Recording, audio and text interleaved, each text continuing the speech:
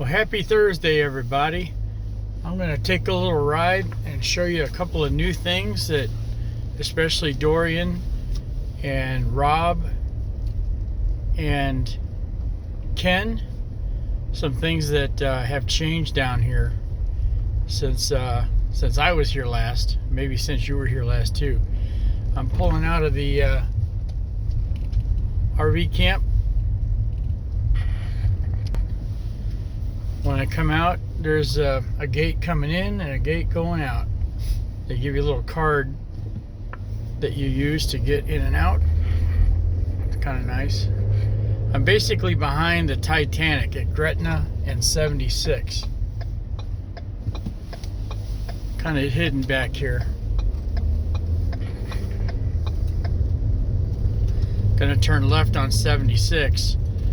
But I'm just going to go down a little bit and turn around because I want to show you something very interesting. Well, I probably don't need to. You guys know where I'm at. I'm going to turn left here on 76. Okay, so I'm kind of going backwards, but on the right is the Clay Cooper Museum. He's still there in the same spot in the old Osmond Theater. And then new place on the left, not sure what's there, the Polar Express. I'm not sure what venue that is. But what I want to show you is up ahead. If you see the crooked looking building, it's going to be right in front of us down the road here. That is on the property of the Baldknobbers show. The Baldknobbers Theater is gone. It's no longer there. And they put this up. And I did some research, and there is still a show here. It's over by the old Pump Boys and Dinette Theater over off of Gretna, that says the famous Baldknobber show. So it doesn't, I don't think the actual Baldknobber family, the Mabes, are in town anymore. Something happened and I can't figure it out. But somebody bought the name and created another variety show like they used to have. Here's another thing that's coming up. Remember the Grand Theater? This is in the parking lot. It's a new aquarium here on the right. It's not open yet, but it's getting close. So I'm going to turn around because everything else from here on down to the 65 highway is pretty much normal. Okay, I'm headed back now. I just turned around as I paused the film. It's called Wonder Works. That's the name of the theater where the Baldknobbers used to be. Interesting. A lot of changes down here. Probably not always for the better. I don't know. I want to show you a couple other things here real quick. I'm going to pause the video until I get to that point to save time. Presley's are still here going at it. They had a large group last night. They had 4 buses in there. There's a coach on the right at the Spaghetti's restaurant. As you can tell, there's not much traffic out here. There's nobody in town yet. I'm hoping it picks up. Clay Cooper had a show last night. It was crowded. I drove by it. It was packed. They got the new Ferris wheel. I don't know. You guys probably seen that. That's been here a few years already.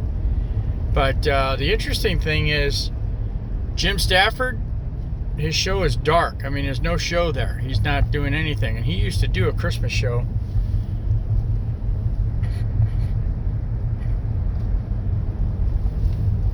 Come around the corner here, all the go-kart stuff is all still here. All this is still the same. No change there. Starvin' Marvin's still here. I used to bring coaches in there for breakfast. Alright, so Jim Stafford Theater coming up on the left, and it looks dark. I mean, it almost looks, you know, like, I don't know, maybe they're just done for the season. I think that's a little odd because usually, I mean, COVID's got a lot to do with it, I guess, but Mickey Gillies Theater, I'm sure he's not performing much anymore. The Cantina restaurant next door to it is vacant. There's nothing in there. It's actually for sale. A lot of changes. But here next is one of the most interesting things that I had discovered. A while back when I was here, I was interviewed by the Tri-Lakes News about where's all the senior citizens, where did they go that were coming here by buses. And I said, basically those people died, they're gone. The baby boomers, it's hard to get them on a bus to Branson. They like to drive themselves and be in control. She said, well, what do you recommend for the area? I said, high school band competitions, youth sports, like baseball stuff.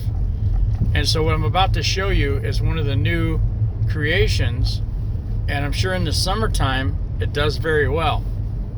Coming up next, this is coming up into the largest Pizza Hut you ever seen. No, it's the old former Factory Merchants Mall, and I'll show you why I'm coming here. The mall is basically vacant. There might be a couple of things in here, but most of it's empty. And I'll show you why it's empty, because what's on the other side of this red roof is something to be amazed about.